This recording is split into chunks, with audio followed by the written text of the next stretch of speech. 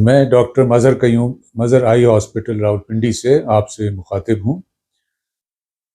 कुछ मरीज़ों में हम ये देखते हैं कि सफ़ेद और काला मोतिया एक ही वक्त में एक आँख में मौजूद होते हैं। यानी जो अंदर लेंस है वो धुंधली हो गई, सफ़ेद मोतिया बन गया और आँख का प्रेशर भी बढ़ा हुआ है, यानी काला मोतिया भी उसको है। अब इसको मैनेज करने के हमारे पास दो ऑप्शन होते हैं। एक तो ये है कि सिर्फ सफ़ेद मोतिये का ऑपरेशन कर दिया जाए और उसके बाद अगर ज़रूरत पड़े तो काले मोतिये की दवाएं इस्तेमाल करता रहे, यानी कि प्रेशर कम करने की दवाएं इस्तेमाल कर ले।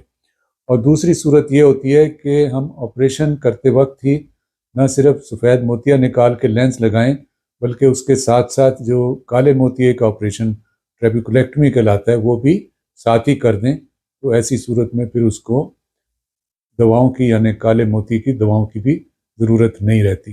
ये दोनों ऑप्शन कामयाब हैं और स्टैंडर्ड प्रोसीजर समझे जाते हैं।